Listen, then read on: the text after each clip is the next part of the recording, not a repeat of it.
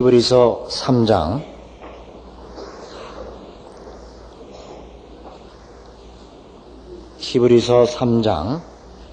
15절에서 19절까지 말씀을 봉독해 드립니다.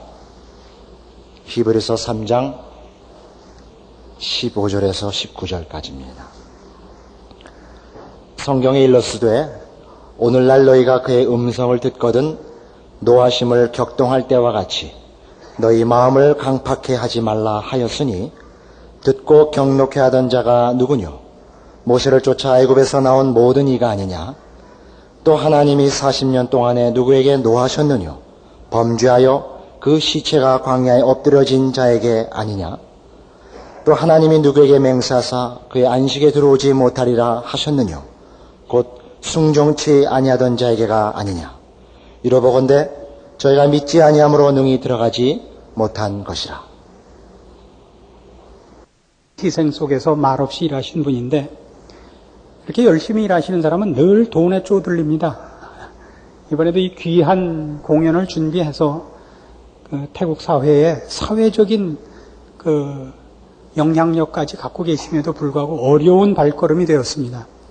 많이 오셔서 이 공연을 봐주셔서 위로하시고 그리고 특별 헌금을 할 작정입니다. 좀 넉넉히들 헌금을 준비해 오셔서 좀 넉넉히 후원금을 받아가게 해주셨으면 좋겠습니다. 국내 공연을 끝내고 미국까지 한 바퀴 돌아서 들어가기로 돼 있는데 이번 미국 비자 받는 문제도 분명한 스폰서가 없다는 것 때문에 몇 번이나 리젝트를 당하다가 저희가 나중에 보증을 서서 됐습니다. 그러니까 보증을 섰으면 책임을 져야죠. 그러니까 제발 꼭 오셔서 보시고 위로하시고 돈 내고 가십시오. 만일 오시지 못할 것 같으면 가실 때 미리 놓고 가십시오. 특별히 이건 오후용이라고 혼동되지 않도록 분명하게 하셔서 여러분들은 하면 좋고 안 하면 조금 안 좋은 일에 불과하지만 그 격려를 받으시는 분한테는 굉장히 크고 그 일에는 아주 정말 더 중요한 일입니다. 꼭 부탁을 드립니다. 오늘 말씀 들어가십시다. 우리는 지난주에 우리 하나님께서 성도들을 대하여 부모의 심정으로 서 계시다 하는 것을 확인했습니다. 우리 하나님은 우리를 그 자녀를 기르는 부모같이 편을 드시고 인도하시고 보호하십니다. 근데 그 부모가 자식에 대해서 경노하는 일이 있다 그럽니다. 이것만은 안 되는 일, 오늘 15절에 있는 바와 같이 오늘날 너희가 그의 음성을 듣거든 노하심을 격동할 때와 같이 너희 마음을 강팍해 하지 말라 이렇게 나옵니다. 도대체 이스라엘이 광야에서 하나님 앞에 그 노를 격동시킨 것이 무엇인가? 도대체 무엇이 있도록 우리 하나님을 노하게 하셨는가? 그건 우리가 확실히 알아서 그런 실수를 우리가 안 해야 되겠고 성경이 히브리서가 계속 너희는 그러지 말라 이겁니다. 그리고 그것에 어떤 중요한 내용이 있길래 히브리서가 그 사건을 인용하여 지금 현실을 사는 모든 성도들이 신앙생활에 중요한 한 지침을 삼고자 하는가 하는 것을 살펴볼 작정입니다. 시편 95편으로 돌아가셔서 이 시편 95편에 보면 이 이스라엘 백성의 광야 사건에 대한 언급 속에 저들의 잘못에 대한 핵심되는 표현이 나옵니다. 10절입니다. 시편 95편 10절. 내가 40년을 그 세대로 인하여 근심하여 이르기를 저희는 마음이 미혹된 백성이라 내 도를 알지 못한다 하였도다 이렇게 나옵니다.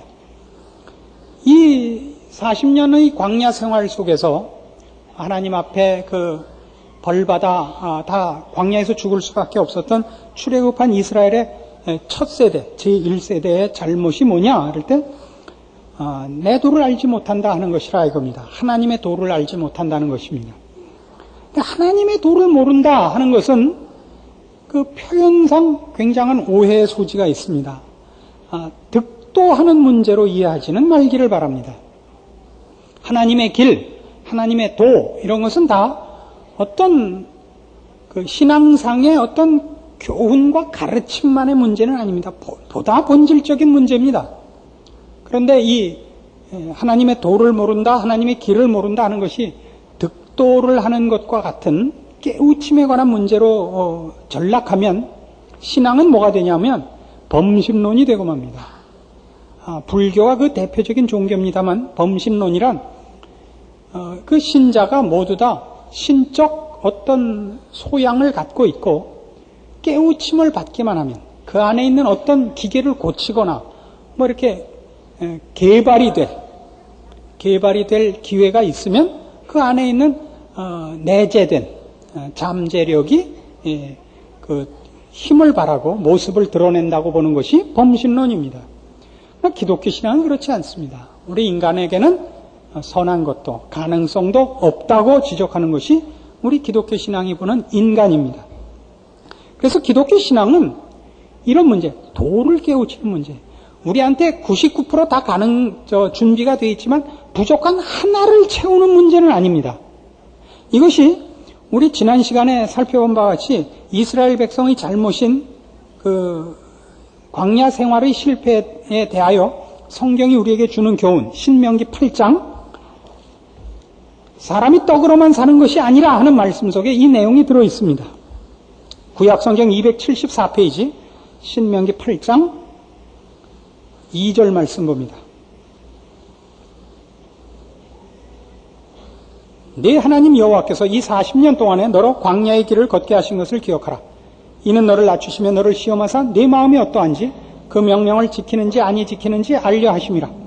너를 낮추시며 너로 줄이게 하시며 또 너도 알지 못하며 네 열조도 알지 못하던 만나를 내게 먹이신 것은 사람이 떡으로만 사는 것이 아니요 여호와의 입에서 나오는 모든 말씀으로 사는 줄을 너로 알게 하려 하심이니라. 사람에겐 떡만 필요한 것이 아닙니다. 먹을 것만 있으면 나머지는 다 원래 인간 내부의 그 잠재력과 어떤 가능성이 있는, 그래서 부족한 어느 하나만 채우면 되는 존재가 아니라는 것이 광야 40년 생활에서의 교훈입니다. 인간은 어떤 가능성도 어떤 가치도 없습니다.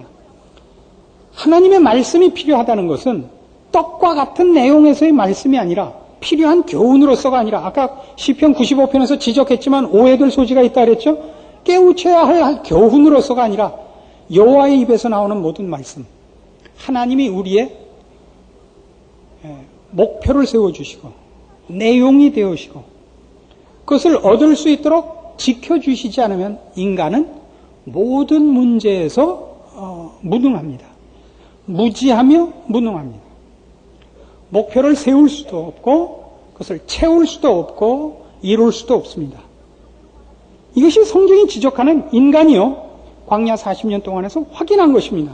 그런데 바로 이 사건, 이 떡이냐 하나님의 말씀이냐 하는 이 사건은 이스라엘 백성이 내내 구약에서 실패한 것이요 그리고 어느 때나 신자된 자들이 그 신앙의 현실에서 실패하는 근본적인 이유가 된다고 가르치고 있는 것입니다.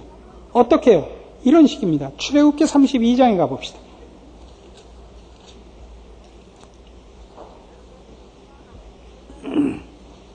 출애굽기 32장 1절.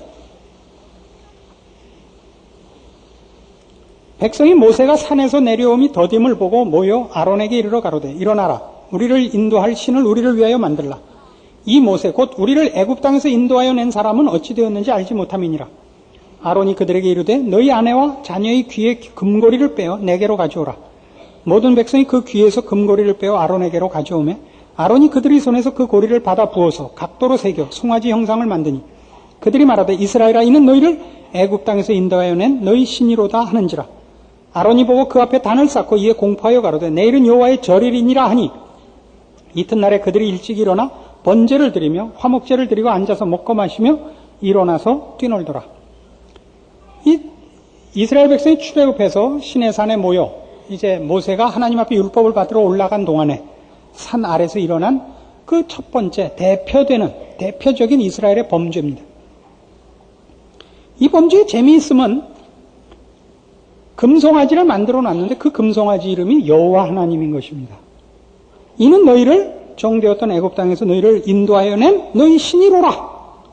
그리고 아론이 내일은 여호와의 절이리라 선포하고 그 금송아지 앞에 하나님 앞에 드리도록 요구된 번제와 화목제를 드리고 그리고 그 앞에서 기뻐하는 것입니다. 이 사건에 나타난 재미있는 점은 이겁니다. 이스라엘 백성이 그 나라 전체가 하나님을 외면한 적은 거의 없습니다. 그런데 하나님을 이렇게 우상화하는 적은 너무나 자주 있는 것입니다. 하나님을 우상화한다는 것은, 그러니까 하나님을 섬긴다는 것이 하나님을 하나님이라 부르고 하나님 앞에 무릎 꿇으면 다가 아닙니다.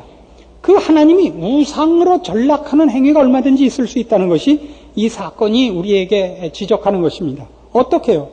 우상이란 뭐죠? 우리가 믿는 하나님과 우상의 차이는 이겁니다. 우상은 힘을 가졌을 뿐이지 인격적으로 거룩함과 진리와 생명과 영원이라는 차원에서 신이 아닌 존재를 말합니다. 내가 나의 소원을 이루기 위하여 그 소원을 이루는 방법 앞에 가서 절하는 것, 그것이 우상입니다. 목표를 내가 정하고 내용을 내가 정하고 나에게 얻는 것은 그것을 이룰 힘이 없다고 느껴서 그 힘을 얻기 위해서 찾아가는 신, 그게 바로 떡이란 말입니다. 내 머리도 좋고 내 능력도 있는데 지금 배가 고파서 힘을 못 쓰는 겁니다. 떡을 먹고 힘만 내면 적군을 물리치고 내가 소원하는 것을 이룰 수 있다고 생각하는 것, 그 떡을 주는 자가 우상인 것입니다. 여러분 잘 아시는 아라비안 나이트를 보십시오. 알라딘의 램프죠. 램프를 문지르면 마왕이 나옵니다. 그 마왕은 뭐든지 합니다.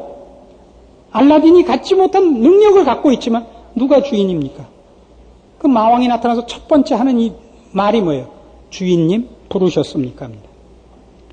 그 끊임없이 이스라엘 백성은 하나님을 자기네들의 소원을 이루고 자기네들의 계획을 이루는 일에 동원하려고 합니다. 이것이 하나님의 노를 그토록 격동케 한 것입니다. 사람이 떡으로 살지 않습니다. 하나님은 떡에 불과해지는 것입니다. 내 필요를 채우는 하나님, 내 소원을 이루는 하나님입니다. 내 필요와 내 소원은 거룩하거나 의롭거나 영원한 것이 아니요 세상적이고 헛된 것인데 거기에 종교라는 이름으로 하나님을 도입하여 내 소원을 이루는 방법으로 씁니다. 경노하십니다. 우리가 이해하기 좋게 해봅시다. 우리의 생활 속에서 부모와 자식 간의 관계를 보십시오. 부모란 자식에게 뭡니까? 자식이 지금 알지 못하는 훌륭한 미래를 준비하도록 권면하고 교훈하고 채찍질하고 꾸짖고 보호할 책임이 있는 자가 부모입니다. 그리고 자식은 그런 의미에서 부모 앞에 부모를 공경하고 순종해야 됩니다. 그런데 자식이 부모에게서 돈 타갈 생각밖에 안 한다면 부모로서는 경노할 일입니다. 그래서 여러분 잘 생각해 보십시오. 부모가 돈을 많이 갖고 있거나 부모가 사회적 지위가 있으면 애새끼들이 자기 일을 안 합니다. 안 그래요? 그러니까 얼른 갖다 버리세요. 언제나 진리입니다. 자식들이 부모가 돈 갖고 있으면 그 돈 뺏어가려고 매일 새벽길에 와서 부모 빨리 데려가라고 기도해요. 돈 갖고 있는 게 무슨 큰 자랑인 줄 알고 있어요. 안 그렇습니다. 부모가 자식에게 가르쳐야 하는 거 성실히 사는 법 가르치셔야지 돈 갖고 해결하는 거 가르치면 애들이 부모 돈 빨리 달라 그래요. 공부도 안 하고 아무런 절제를 배우지 않으며 규칙을 따르는 일을 배우지 않고 부모를 어디만 동원합니까? 자기가 저지른 일 빵꾸 때우는 땜질이로만 부릅니다. 경노하셔야 옳습니다. 그놈의 새끼를 아주 절구공에 넣고 빠든지 혓바닥을 잘라먹든지 부모로서도 자식 앞에 설 때 이것은 당연한 책임이며 노하셔야 옳습니다. 자식을 위해서 그렇습니다. 우리 하나님이 바로 우리에게 이 사건을 들이대는 이유가 여기에 있습니다. 하나님은 우리가 한 짓을 빵꾸 때우러 오시는 분도 아니요 내 더럽고 헛된 욕심을 채워주기 위하여 서 있는 꼭두각시가 아닙니다. 램프 안에 갇힌 마왕이 아닙니다. 하나님은 우리의 경배를 받으셔야 하고 우리의 무릎 꿇음을 요구하시고 하나님이 우리의 영원한 운명을 결정하시며 의와 진리의 거룩함을 요구하시고 채우시는 분입니다. 그래서 이 실패는 구약 전체, 이스라엘 역사 전체를 통하여 가장 대표적인, 가장 핵심적인 신앙상의 실패로 지적되고 있습니다. 사무엘상 4장에 가보십시다.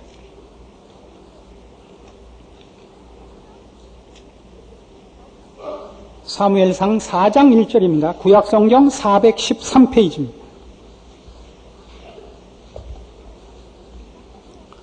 사무엘의 말이 온 이스라엘에 전파되니라. 이스라엘은 나가서 블레셋 사람과 싸우려고 에벤에셀 곁에 진치고 블레셋 사람은 아벡에 진쳤더니 이스라엘을 대하여 항우를 벌이니라. 그 둘이 싸우다가 이스라엘의 블레셋 사람 앞에서 패하여 그들에게 전장에서 죽임을 당한 군사가 4,000명가량이라.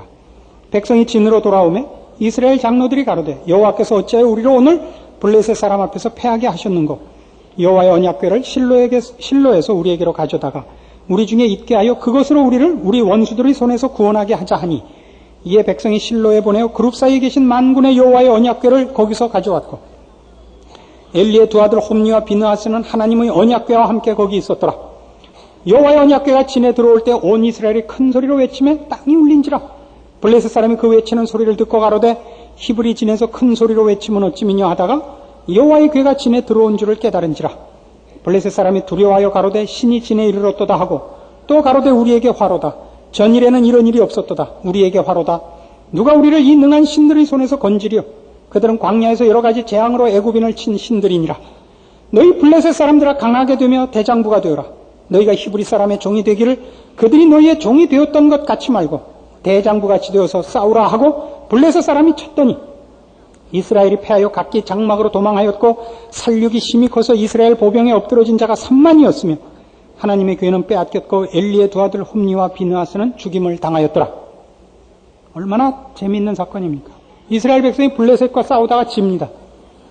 이스라엘 백성은 가나안 땅에 들어올 때부터 그 약속의 땅, 하나님이 세우신 이 나라에서는 그들의 모든 생사화복이 하나님 손에 있는 것임을 누누이 교훈받았습니다.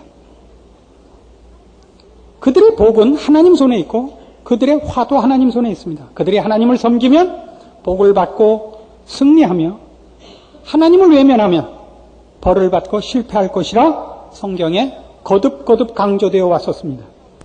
근데 그들이 전쟁에서 지금 집니다. 지면 하나님이 저희와 함께 있지 않다는 표요. 하나님이 저희와 함께 있지 않은 이유는 저들이 하나님 앞에 범죄한 탓인 것입니다.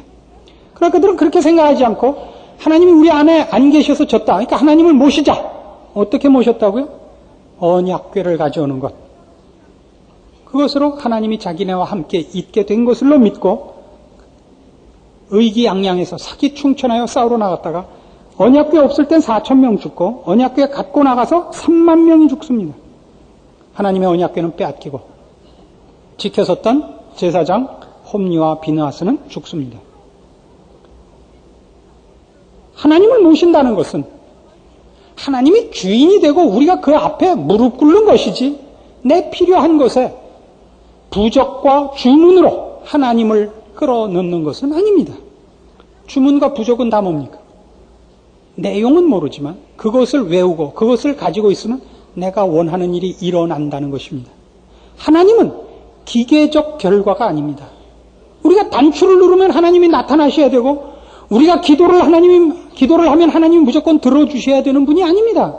기도란 우리가 하나님 앞에 애걸하는 것이지 주문을 외우는 것 아닙니다.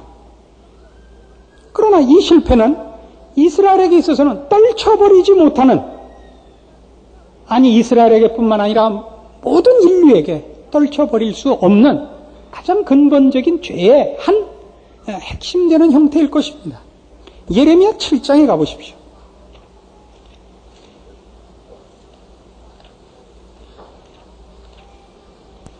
예레미야 7장 1절에 가시면 이제 바벨론의 그 위협 앞에 선 유다, 이스라엘의 그 모습이 나오는데 이들이 바벨론의 위협 앞에서도 스스로 안전하다고 생각하는 이유와 하나님이 그렇지 않다고 경계하는 것, 그 차이를 보십시오. 7장 1절 여호와께로서 예레미야에게 말씀이 임하니라. 가라사대 너는 여호와의 진문에 서서 이 말을 선포하여 이르기를 여호와께 경배하러 이 문으로 들어가는 유다이나 다 여호와의 말씀을 들으라. 만군의 여호와 이스라엘 하나님이 이같이 말씀하시되 너희 길과 행위를 바르게 하라. 그리하면 내가 너희로 이곳에 거하게 하리라. 너희는 이것이 여호와의 전이라 여호와의 전이라 여호와의 전이라 하는 거짓말을 믿지 말라. 너희가 만일 길과 행위를 참으로 바르게 하여 이웃들 사이에 공의를 행하며 이방인과 고아와 과부를 압제하지 말며 무죄한 자의 피를 이곳에서 흘리지 아니하며 다른 신들을 쫓아 스스로 해하지 아니하면 내가 너희를 이곳에 거하게 하리니 곧 너희 조상에게 영원 무궁히 준 이 땅이니라. 너희가 무익한 거짓말을 의뢰하는도다. 너희가 도적질하며 살인하며 간음하며 거짓 맹세하며 바알에게 분향하며 너희 알지 못하는 다른 신들을 쫓으면서 내 이름으로 일컬음을 받는 이 집에 들어와서 내 앞에 서서 말하기를 우리가 구원을 얻었나이다 하느냐. 이는 이 모든 가증한 일을 행하려 함이로다. 내 이름으로 일컬음을 받는 이 집이 너희 눈에는 도적의 구렬로 보이느냐. 보라, 나 곧 내가 그것을 보았노라. 여호와의 말이니라. 너희는 내가 처음으로 내 이름을 둔 처소 실로에 가서 내 백성 이스라엘의 악을 인하여 내가 어떻게 행한 것을 보라. 아까 봤던 사무엘상 4장 사건과 동일한 것이라는 겁니다. 내 이름을 둔 처소 실로에 가서 내 백성 이스라엘의 악을 인하여 내가 어떻게 행한 것을 보라. 아까 본 바와 같이 블레셋과의 전투에서 실패하자 이스라엘 백성은 하나님을 모신답시고 언약궤를 가지고 와서 하나님이 자기 편이라 믿고 싸웠다가 망했습니다. 동일한 싸움이 지금 다시 일어났다는 겁니까? 뭐죠? 이번에는 언약궤가 아니라 여호와의 전입니다. 성전을 지어놓고 이것이 여호와의 전이라 여호와의 전이라 여호와의 전이라 여호와의 전을 우리가 짓고 이것이 있는 한 하나님은 우리 편일 수밖에 없다. 그래서 뭘 한다고요? 하나님의 뜻을 따라 살아야 하는 신앙 행위는 하나도 안 하면서 이것이 있는 이상 괜찮다 이거예요. 그래서 뭐라 그래요? 10절 보세요. 내 이름으로 일컬음을 받는 이 집에 들어와서 내 앞에 서서 말하기를 우리가 구원을 얻었나이다 하느냐? 그러니까 이 성전 짓고 이 안에 들어와서 제사를 지내는 이상 하나님은 우리 편이요. 하나님은 내게 복을 주실 것이다. 이는 이 모든 가증한 일을 행하려 함이로다. 내 이름으로 일컬음을 받는 이 집이 너희 눈에는 도적의 구렬로 보이느냐? 무슨 얘기예요? 결국 이거예요. 하나님의 뜻을 따라 살지는 않으면서 성전 지어놨으니까 하나님은 내 편일 것이라고 생각하고 다른 무슨 짓을 해도 다 괜찮은 것입니다. 내가 성전을 짓고 그 안에 들어가서 제사를 드리는 이상 오늘날에도 똑같습니다. 성전과 제사는 다 하나님 앞에 무릎 꿇은 자의 한 표현입니다. 신앙 표현입니다. 궁극적인 목적은 하나님을 섬겨 하나님의 말씀을 따라 사는 것이 궁극적인 신앙의 자세예요. 내용이어야 됩니다. 오늘날에도 비슷하죠. 하나님의 전이 도적의 구렬이 되는 까닭은 어떻게 일어납니까? 저들이 제사를 지내는 한 하나님 앞에 할 일 다 했고 하나님이 내 편일 거라고 생각하고 알라딘의 램프를 갖고 있는 이상 이제 내가 하고 싶은 건 뭐든지 할 수 있다. 그것과 마찬가지로 헌금을 하는 한 교회에 들어와 앉아서 예배를 보는 한 이제 하나님은 내 편이고 내가 하자는 모든 것을 하실 것이라고 생각한다면 여러분은 이 시대에 실패한 이스라엘 백성과 조금 더 다를 것이 없는 것입니다. 난 기도했습니다. 난 헌금 냈습니다. 난 교회 집사입니다. 이런 것은 여러분들이 하나님의 사람으로 되기 위한 한 방법이요 과정이어야지 그것이 목적이요 내용일 수는 없는 것입니다. 이것들이 왜 동원되는 거죠? 이런 지적 때문입니다. 우리가 우리의 신앙 현실 속에서 당하는 모든 어려움에서 우리의 반발은 뭐예요? 우리의 자신은 뭡니까? 내가 하나님의 백성이요 하나님을 믿고 있는 한 하나님은 내 편일 수밖에 없다. 그러니까 내가 뭐든지 이길 것이다. 뭐든지를 내가 정하면 안 됩니다. 그건 하나님이 정하셔야 됩니다. 내가 헌금도 제대로 했고 내가 기도도 제대로 했고 성경 말씀도 열심히 읽는데 왜 하나님 나를 고단하게 내버려 두시는가? 하나님이 내 부모시라면서 왜 이 문제를 해결해 주시지 않는가? 왜 해결해 주지 않죠? 왜 부모님이 자식이 학교에서 받아온 숙제 대신해 주지 않죠? 그건 자식이 해야 되는 문제이기 때문입니다. 우리 하나님이 내가 지금 처한 입장을 제대로 아신다면 어떻게 이렇게 내버려 두실 수 있는가? 이게 지금 히브리서가 쓰여진 이유요. 히브리서가 이 이스라엘의 이 실패한 신앙의 사건을 도입하는 이유입니다. 동일한 싸움이기 때문입니다. 우리가 지금 당하는 어려움들은 부모님이 보시기에 우리한테 꼭 필요한 훈련이기 때문에 놔두고 계시는 겁니다. 군대를 갔다 오는 것 같이, 시집살이를 하는 것 같이, 당시에는 그것이 고통스럽고 그 고통을 면하는 것이 최고의 소원일 것 같지만 실제로는 그것을 당하는 것이 좋습니다. 군대 갔다 와서 손주들에게 해줄 얘기 중에 땡땡이만 치고 늘 쉽게 살다 왔으면 할 말이 뭐 있습니까? 군대 갔다 온 사람들의 젊었을 때의 자랑은 얼마나 편한 데서 얼마나 요리조리 피해 다니다가 제대했느냐가 자랑입니다. 그게 자랑이 맞습니까, 그게? 자랑일 수 없습니다. 군대 생활은 군인같이 하고 왔어야 할 말이 있는 것입니다. 시집살이는 시집살이 하는 것 같이 하고 와야 됩니다. 시어머니를 팥쥐 엄마를 만나야 됩니다. 콩쥐 엄마를 만나면 안 됩니다. 우리 시어머니가 얼마나 좋은 분인가는 자랑이 되지 않습니다. 그 시어머니가 좋은 것이지 며느리가 좋은 것은 아닙니다. 우리 인생이 편한 것은 자랑이 되지 않습니다. 그가 어떤 환경과 어떤 조건을 지났느냐가 아니라 그래서 무엇으로 만들어지느냐입니다. 우리의 인생의 고달픔은 우리에게 부모가 있기 때문입니다. 우리 하나님이 우리를 거룩해 하시며 의롭게 하시며 영광스럽게 하시려고 내버려 두시지 않은 탓입니다. 지난주에 확인했습니다. 히브리서 12장에 나오는 징계에 관한 이야기였습니다. 어찌 징계하지 않는 아들이 있으리요? 징계는 모든 자식이 받는 것입니다. 만일 그것이 없다면 참아들이 아니요 사생자인 탓입니다. 여러분, 예수를 믿어서 기대한 것이 뭡니까? 이제 내가 예수를 믿었으니 대통령 백보다 이게 낫다, 이렇게 믿은 겁니까? 그래서 내가 이 세상을 사는 동안에 어려운 일이 있으면 우리 옆집에 대통령이 살아 하듯이 난 하나님 믿는 사람이야, 이것으로 모든 고통과 모든 난제가 해결되리라고 믿고 있는 겁니까? 그렇다면 여러분, 이스라엘 백성이요, 여러분의 하나님은 금송아지인 것입니다. 우리 하나님이 우리에게 명하시고 우리의 운명을 정하시고 우리의 우리된 가치를 정하고 계십니다. 여러분, 하나님 앞에 엎드리셔야 됩니다. 요한복음 6장에서 그래서 바로 이 지금 예레미야 7장에 나타난 이 사건을 이렇게 다시 풉니다. 요한복음 6장 24절.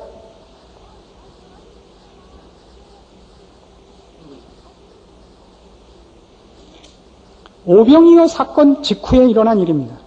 무리가 거기 예수도 없으시고 제자들도 없음을 보고 곧 배들을 타고 예수를 찾으러 가버나움으로 가서 바다 건너편에서 만나 랍비여 어느 때 여기 오셨나이까 하니 예수께서 대답하여 가라사대 내가 진실로 진실로 너희에게 이르노니 너희가 나를 찾는 것은 표적을 본 까닭이 아니요 떡을 먹고 배부른 까닭이로다. 표적을 본 까닭이라는 것은 예수님이 누구냐를 아는 것입니다. 여러분의 신앙은 하나님이 누구냐를 안 것이어야 됩니다. 우리 하나님은 온천한 만물을 지으시니요 우리를 지으시니요 우리를 의와 진리와 생명과 영원으로 인도하실 우리의 아버지십니다. 우리는 우리의 인생의 목표와 채워야 할 모든 내용을 그분에게 일임하고 그분의 인도하심과 교훈하심을 따라 나를 만들어 가야 합니다. 그러나 여기 예수님께서 지적한 바와 같이 오병이어의 기적을 본 이들은 예수를 무슨 이유로 따른다고요? 표적을 본 까닭이 아니요 떡을 먹고 배부른 까닭입니다. 예수 믿으면 내 욕심을 채우는 방법이 생기고 내 소원이 이루어지고 내 자존심이 만족을 받는 것으로 신앙이 도입되는 이런 어처구니 없는 것으로 하나님 앞에 서면 이스라엘 백성이 광야 생활에서 하나님의 경노하심 아래 다 죽어간 것 같이 그의 노를 격동시키는 것밖에 아무것도 아닙니다. 이것이 왜 히브리서에 다 동원되고 있죠? 히브리서의 수신자가 누구라고요? 신앙 현실의 참담함 앞에 선 고통과 어려움 속에 처한 성도들을 향한 권면입니다. 그런 일이 왜 있다고요? 하나님의 능력이 없어서도 아니요, 하나님이 우리에 대한 사랑이 적어서도 아니요, 하나님이 우리의 처지를 몰라서도 아니요, 세상이 그악한 것을 하나님이 또한 모르셔서도 아닙니다. 이 일이 우리에게 일어나는 것은 그것이 우리에게 영원의 영광된 중한 것을 이루는 유일한 길이기 때문입니다. 우리의 자녀들이 제일 좋아하는 선생은 누구죠? 공부 시간에 수업 안 가르치고 옛날 첫사랑 얘기해주고 무슨 옛날에 본 명화 얘기해주고 우리 애들이 좋아하는 선생입니다. 숙제 안 내주고. 부모가 좋아하는 선생 누구죠? 수업을 종치기 전에 들어와서 종친 다음에까지 해주고 숙제 안 해오면 두들겨 패고 숙제를 밤새워야 할 수밖에 없는 것 내주는 사람, 그런 선생을 좋아합니다. 왜 그렇죠? 여러분이 부모이기 때문입니다. 인생이 뭔지 인간이 뭔지 어떻게 해야 훌륭해지는지 알기 때문입니다. 우리 엄마는 마귀 할멈 같아. 우리 하나님은 마귀 아버지 같습니까? 우리 아버지가 우리를 사랑하지 않으면요, 우리 아버지가 우리에게 충분치 않으면요, 우리의 못난 생각이 우리 하나님의 은혜와 복되신 것과 우리를 향한 열심들을 오해하고 원망하는 것에 불과합니다. 우리의 신앙이 어찌하는지, 어떻게 순종해야 하는지, 우리의 이 고달픈 인생이 무엇을 만들어내는지 제대로 보시고 순종하시고 감사하시고 인내하셔서 여러분을 향한 하나님의 인도와 복주심이 풍성하게 열매를 맺는 영광의 자리에 다 가는 여러분들 되기를 권합니다. 기도하십시다. 하나님 아버지의 은혜를 감사합니다. 우리 하나님의 사랑과 복주심과 경계하심을 확인했습니다. 지혜롭게 하옵소서. 분별 있는 자 되게 하옵소서. 그 부모를 사랑하는 자녀답게 하옵소서. 우리 하나님 아버지의 징계하심과 권면하심에 순종하고 단마음으로 아멘하며 충성을 바치는 저희들 되게 하사 우리의 이 짧은 환난의 경한 기간을 통하여 영원한 영광의 중한 것을 만들어내시는 우리 하나님 앞에 감사함으로 복종하여 영광의 자리에 나가고 영생의 자리에 나가고 우리를 통하여 영광 받으신 하나님의 영광이 드러나는 복된 인생이 되는 저희들 다 되게 하옵소서. 예수님의 이름으로 기도합니다. 아멘.